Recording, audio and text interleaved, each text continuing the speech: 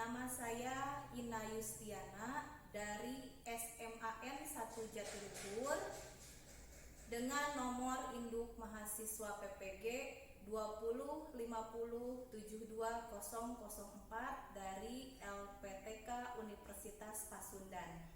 Hari ini, tanggal 30 November 2020, akan melaksanakan pembelajaran dalam rangka uji kinerja PPG dengan membawakan RPP berjudul Dampak dan Cara Mengatasi Inflasi. Terima kasih.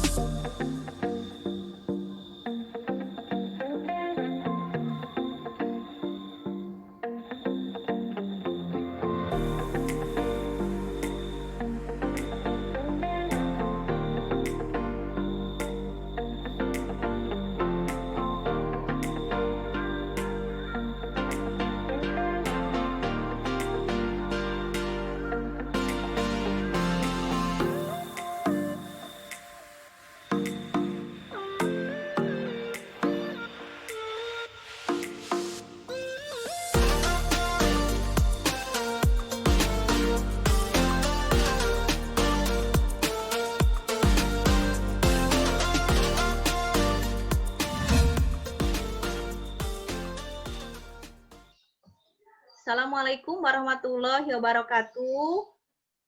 Waalaikumsalam warahmatullahi wabarakatuh. Ya, apa kabarnya semuanya?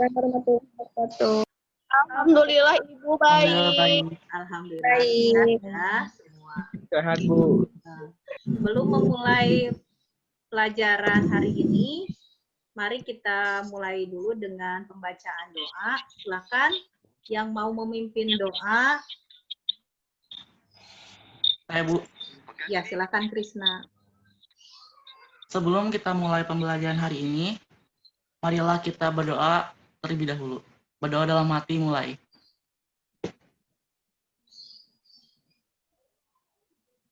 Berdoa selesai. Iya, terima kasih Krisna. Ya, Bu.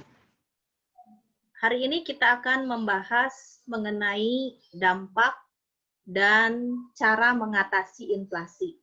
Ya, materinya ini kelanjutan dari minggu kemarin, ya. Jadi kita melanjutkan tentang dampak dan cara mengatasi inflasi. Tujuan pembelajaran untuk pembelajaran hari ini yang pertama, kalian bisa menganalisis ya dampak-dampak yang diakibatkan oleh inflasi. Itu yang pertama. Kemudian kalian juga bisa menyimpulkan mengenai hal-hal apa saja yang bisa dilakukan untuk mengatasi permasalahan inflasi. Ya, itu tujuan pembelajarannya. Kemudian teknis pembelajarannya, yang pertama Ibu sudah men-share di Google Classroom ya, 2 video dan juga beberapa pertanyaan yang harus kalian kerjakan ya. Jadi nanti kita tayangkan lagi videonya di sini. Kemudian setelah itu silakan kalian simak isinya apa ya. Dan nanti setelah kalian simak kemudian catat, silakan presentasikan apa yang kalian dapat dari video tersebut ya. Nanti temannya atau rekannya saling menanggapi. Ya, selesai itu, Ibu akan memaparkan beberapa hal yang berhubungan dengan materi dan nanti kalian akan mengerjakan soal yang Ibu sudah share tersebut. Ya, bisa dipahami? Untuk tujuan dan teknis pembelajarannya? Bisa? Iya, ya. Kalau sudah bisa, ya, berikutnya Ibu meminta kalian untuk berkonsentrasi, ya, lebih fokus lagi terhadap materi ini. Kenapa? Karena materi yang berhubungan dengan inflasi itu selalu ada di ujian nasional. Ya, di ujian nasional. Nanti kalian kelas 12 ketemu dengan ujian nasional, kalau kalian memilih materi ekonomi, maka materi inflasi itu selalu keluar.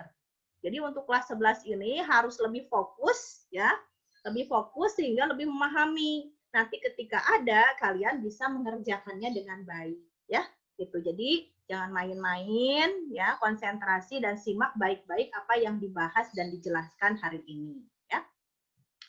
Untuk berikutnya, jangan lupa ya, link presensi yang sudah Ibu share di WA Group untuk diisi sebagai tanda kehadiran kalian. Ya. Sekarang Ibu akan mencoba untuk men-share screen, ya, menayangkan video, dan kalian simak, catat apa saja yang ada pada isi video tersebut, ya. Sebentar, izin share screen dulu ya.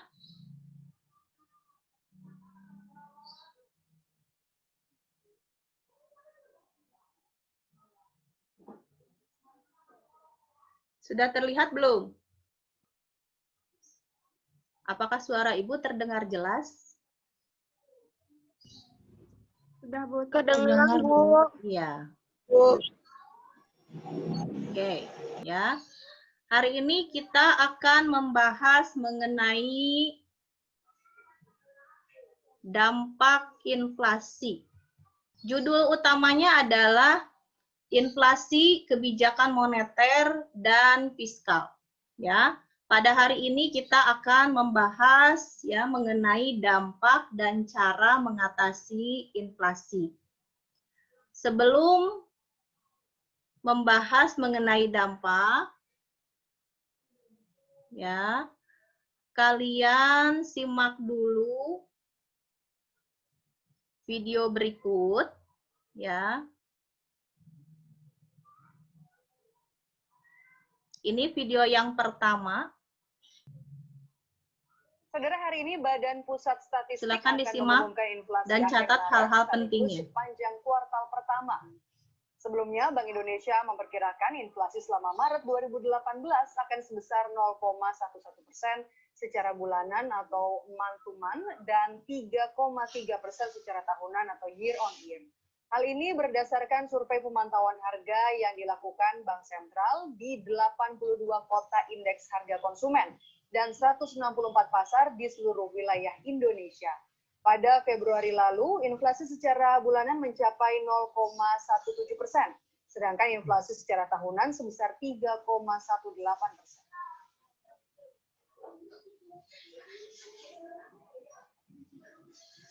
Ekonom yang disurvei Kontan memperkirakan tekanan inflasi di akhir Maret tidak akan sebesar pada Februari lalu.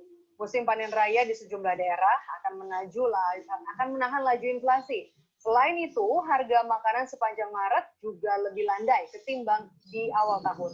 Masih rendahnya inflasi Maret juga karena dampak kenaikan harga BBM non-subsidi masih rendah. Ekonom memprediksi inflasi Maret lalu hanya di kisaran 0,04 sampai dengan 0,06%. Tapi kalau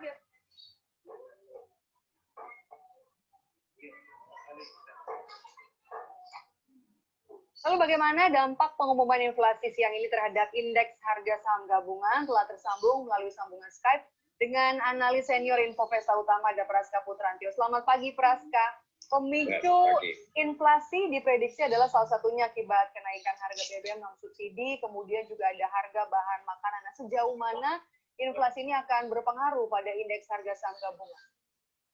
Ya, memang kalau kita lihat saat tren dari awal tahun inflasi kita cenderung agak landai ya, baik dari bulanan maupun secara tahunan, di mana per bulan kemarin kita hanya mencetak inflasi sekitar 0,13%, yang mana itu melambat ya secara bulan, dan secara tahunan pun juga di bawah ekspektasi ya, hanya sebesar 3,14, dan kita perkirakan sepanjang bulan Maret juga dapat terlalu besar, dan kenaikan inflasi pun pun juga relatif tipis dengan perkiraan kami kisaran 0,10 sampai 0,15% perbudakan seperti itu.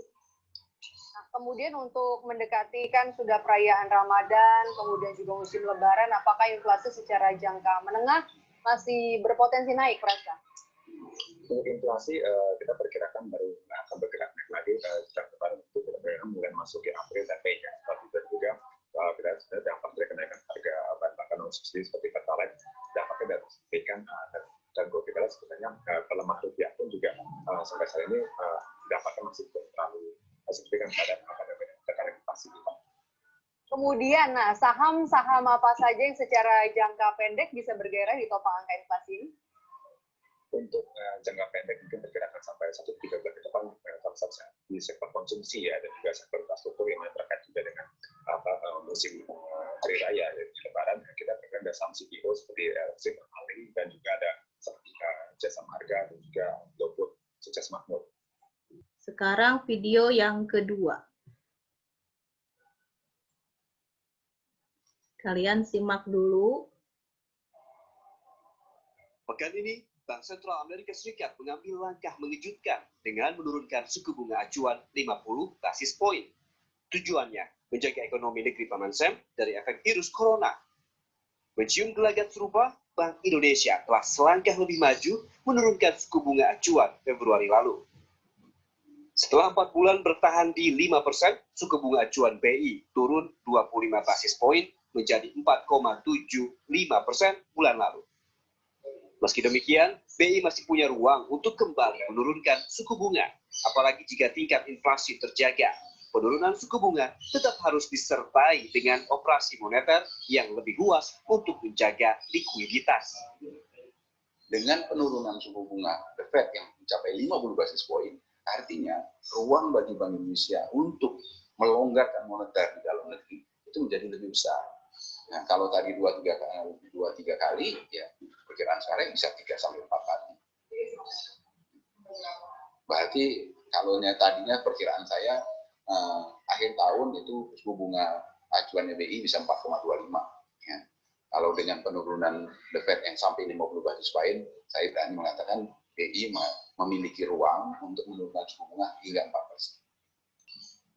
Setelah menyimak video tersebut, ya, silakan kalian mengidentifikasi permasalahan-permasalahan yang ada dalam tayangan video tadi.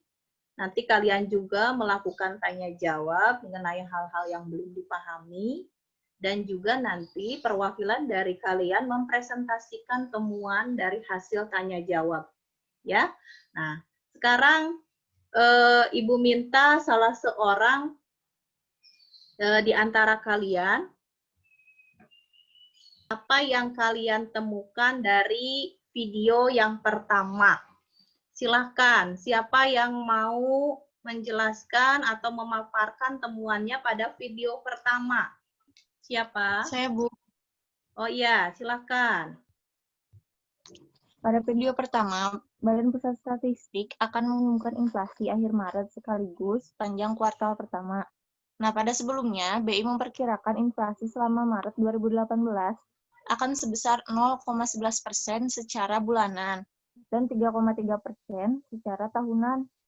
Hal ini berdasarkan survei pemantauan harga yang dilakukan Bank Sentral di 82 kota indeks harga konsumen dan 164 pasar di seluruh wilayah Indonesia. Pada Februari lalu, inflasi secara bulanan mencapai 0,17%, sedangkan inflasi secara tahunan sebesar 3,18%. Ekonomi yang disurvei Kontan memperkirakan tekanan inflasi di akhir Maret tidak akan sebesar pada Februari lalu, karena musim panen raya di sejumlah daerah akan menahan laju inflasi. Sekian, Bu. Ya. Ya. Jadi di situ ada naik turunnya inflasi ya. Kemudian ada hal-hal juga yang menekan atau memperlambat laju inflasi ya. Itu beberapa dampak yang dipengaruhinya. Oke, yang berikutnya video 2, silakan siapa yang mau menyampaikan apa temuannya pada video 2? Saya, Bu. Ya, silakan. Yang kencang suaranya, Ai. Siap.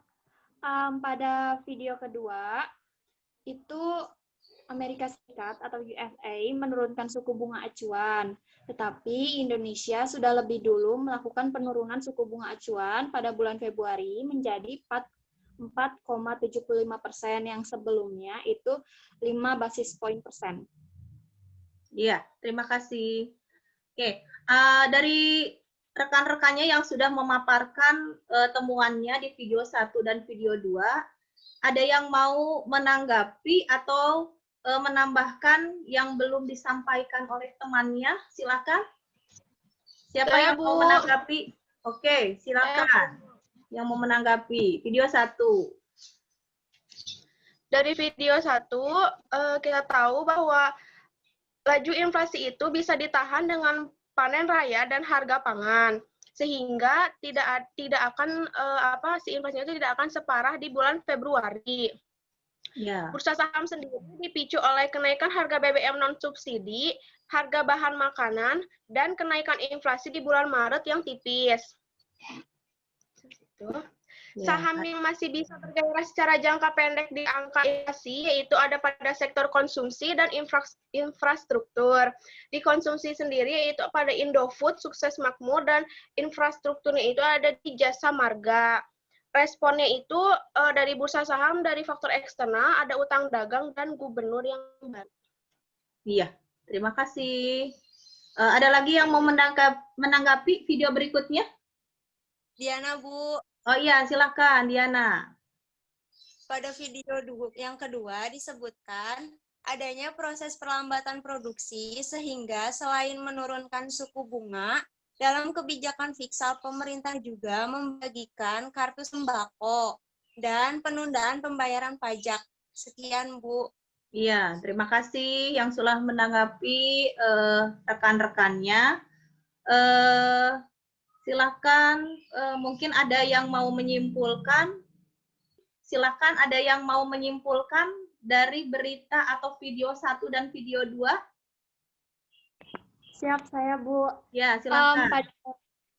Pada video 1 itu menyebutkan bahwa Badan Pusat Statistik akan mengumumkan hasil inflasi akhir Maret sekaligus panjang kultural pertama. Ya. Dan Bank Indonesia memperkirakan inflasi selama Maret 2018 akan sebesar 0,11% secara bulanan atau month to month dan 3,3% secara tahunan yaitu year on year. Ya. Dan pada video yang kedua itu kesimpulannya USA menurunkan suku bunga acuan, tetapi Indonesia sudah lebih dulu melakukannya. Dan video kedua juga menyebutkan proses pelambatan produksi selain menurunkan suku bunga dalam kebijakan fiskal, pemerintah juga membagikan kartu sembako dan penundaan pembayaran pajak. Sekian, Bu. Ya, terima kasih Aini yang sudah menyimpulkan ya. Itu salah satu permasalahan yang berhubungan dengan dampak dan bagaimana cara mengatasi inflasi ya. Nah, sekarang Ibu akan menjelaskan hal-hal yang belum mungkin kalian temukan atau mungkin bisa melengkapi apa yang belum kalian pahami. Nah, dampak inflasi. Ya. Yang pertama, dampak inflasi itu terhadap nilai mata uang akan mengalami penurunan.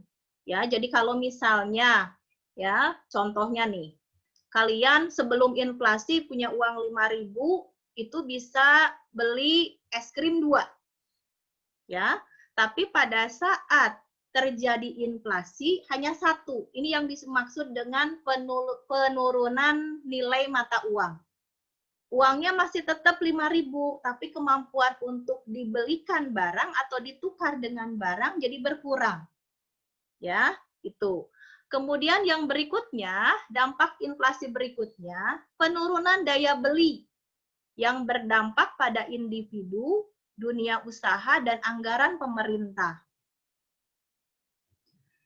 Laju inflasi yang tinggi akan berakibat negatif terhadap perekonomian secara keseluruhan. Jadi kalau misalnya inflasi ini terjadi terus-menerus, maka seseorang atau suatu negara itu daya belinya akan turun. Kalau turun, otomatis barang yang dihasilkan tidak akan laku. Ya, uang yang ada kurang berharga. Ya, maka ini akan berkesinambungan ya dan berdampak negatif terhadap perekonomian ya kalau dibiarkan. Kemudian yang berikutnya, dampak berikutnya, masyarakat akan cenderung untuk menyimpan barang daripada menyimpan uang. Karena nilainya rendah, ya, maka orang cenderung membeli barang, beli emas, beli tanah, beli rumah, ya, daripada disimpan dalam bentuk uang karena nilainya rendah. Ya, ini. Sini ada pihak-pihak yang diuntungkan atau mungkin dirugikan pada saat terjadi inflasi. Ya.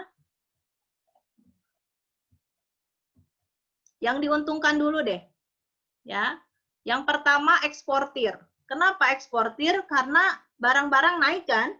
Kalau barang naik otomatis orang cenderung semangat buat berdagang. Ya, eksportir. Jadi mereka menjual barang ke luar negeri. Ya, harga di kitanya naik, jadi mereka diuntungkan. Kemudian debitur, spekulan, dan mereka yang berpenghasilan tinggi. Jadi kalau yang gajinya gede, mau naik berapapun atau inflasi berapapun tidak jadi masalah, jadi imbasnya tidak terlalu terasa. Ya. Sedangkan yang dirugikan, ya ini kebalikannya. Kalau tadi eksportir, sekarang importir. Kreditur, orang yang meminjamkan uang. Kemudian orang-orang yang berpenghasilan tinggi. Dan orang-orang yang berpenghasilan rendah. Itu pihak yang diuntungkan dan yang dirugikan. Nah, jadi ya pertanyaannya, inflasi itu baik nggak sih terhadap perekonomian? Harusnya kan seneng harga-harga naik gitu kan? Ya, kalau misalnya suatu perekonomian terjadi inflasi, tapi perekonomian masih berjalan dengan lancar, artinya inflasi itu masih bisa terkendali, itu tidak jadi masalah. Tapi kalau sudah perekonomiannya hancur, kemudian pertumbuhan ekonominya juga jadi minus, berarti inflasi ini berdampak buruk. Ya, itu. Nah, sekarang bagaimana cara mengatasi inflasi? Cara mengatasi inflasi ada dua, ya, bisa menggunakan kebijakan moneter, bisa menggunakan kebijakan fiskal. Yang pertama dengan menggunakan kebijakan moneter. Ya, apa itu kebijakan moneter? Kebijakan yang bisa mengontrol keluar masuknya uang di suatu negara. Jadi bertambah dan berkurangnya uang di suatu negara itu masuknya ke kebijakan moneter. Apa saja yang dilakukan untuk mengendalikan inflasi? Yang pertama ada yang disebut dengan kebijakan pasar terbuka. Kalau pasar ini identiknya pasti dengan jual beli. Ya, jual beli apa? Di sini surat-surat berharga. Pada saat terjadi inflasi, biasanya Bank Indonesia, karena yang mengendalikan jumlah uang itu Bank Indonesia, ya, Bank Indonesia akan menjual ya surat-surat berharga sehingga uang yang ada di masyarakat tertarik. Jadi uangnya berkurang, maka inflasinya juga berkurang. Kemudian yang berikutnya, kebijakan diskonto atau suku bunga. Bank Indonesia akan menaikkan suku bunga. Kenapa naik? Kalau naik, biasanya kalau suku bunga tinggi, orang cenderung mau nabung. Kalau pinjam malas karena bunganya tinggi. Tapi kalau misalnya nabung mau, karena apa? Bunganya tinggi, maka nanti uang juga tertarik juga jadi berkurang. Ya. Terus yang berikutnya, kebijakan cadangan kas. Ini cadangan kas ini diberlakukannya ke bank umum.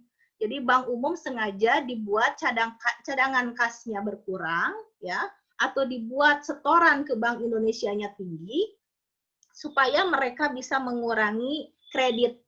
Ya, kreditnya dikurangi, tidak memberikan uang terus ke masyarakat. Nah, diharapkan jumlah uang beredarnya tidak bertambah terus-menerus. Ya. Kemudian ada lagi kebijakan kredit selektif. Ya, peminjaman uang dari bank dipersulit supaya apa? Supaya uang di masyarakat tidak bertambah dan memperparah terjadinya inflasi. Ya. Dan ini kalau parah banget nih, kalau udah negara inflasinya sudah nyampe hiperinflasi, ya. Kita pernah mengalami ini di awal kemerdekaan ya.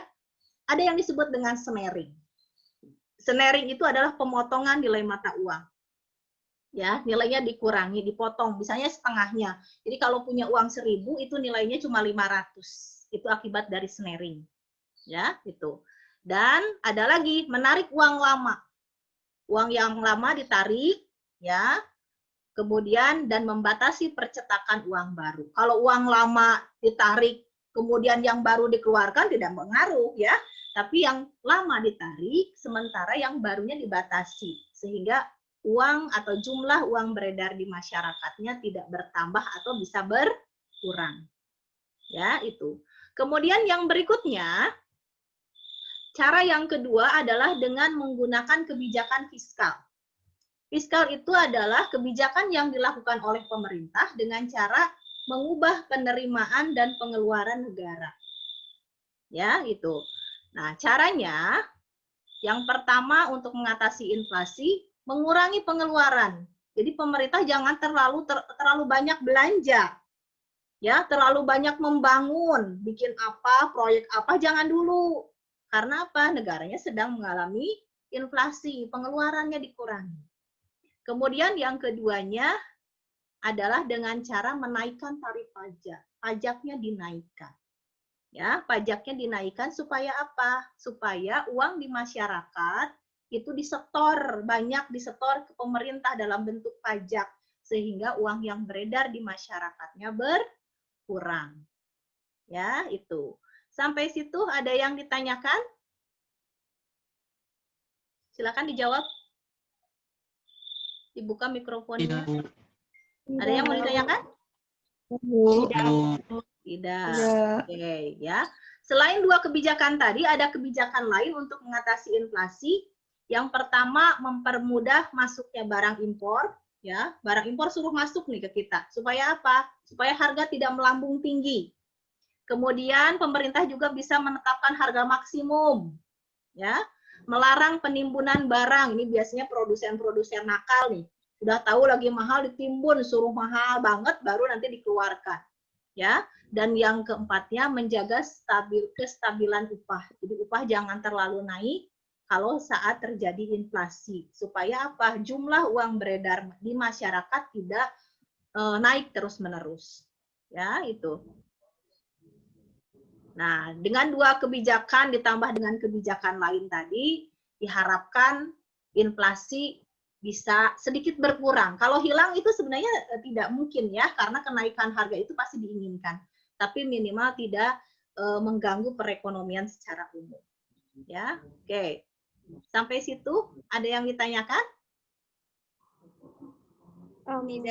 Tidak, Bu. Tidak ada. Iya, ya. Kalau tidak ada, ya. Nanti Ibu ingatkan lagi, ya. Kalian membuat resume dari tanya jawab, ya, yang tadi Ibu sajikan. Kemudian mengerjakan soal di classroom, ya, lalu dikumpulkan dalam bentuk PDF, ya, jangan lupa. Siap, Bu.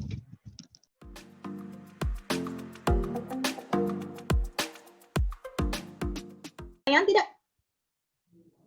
Tidak ada? Tidak. Iya, kalau tidak ada, Ibu simpulkan saja ya kegiatan untuk hari ini. Tadi kita sudah menyimak beberapa video, ya, kemudian kalian sudah melakukan tanya jawab dan saling menanggapi di sana. Kemudian Ibu juga sudah menjelaskan materi yang mungkin tidak kalian temukan pada hasil tanya jawab tadi, ya. Jadi kita hari ini sudah membahas mengenai dampak-dampak inflasi secara umum, ya. Kemudian ada pihak-pihak yang diuntungkan dan dirugikan, serta bagaimana cara mengatasi inflasi. Ya, cara mengatasi inflasi baik itu dari kebijakan moneter, fiskal, atau kebijakan lainnya. Ya, nah untuk mengakhiri pembelajaran hari ini, ya, Ibu minta salah seorang untuk menutup dengan doa. Silahkan, siapa yang mau menutup dengan doa? Saya, Bu. Ya, silahkan Intan.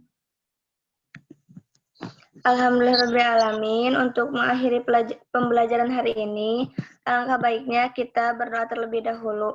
Berdoa dalam hati, mulai.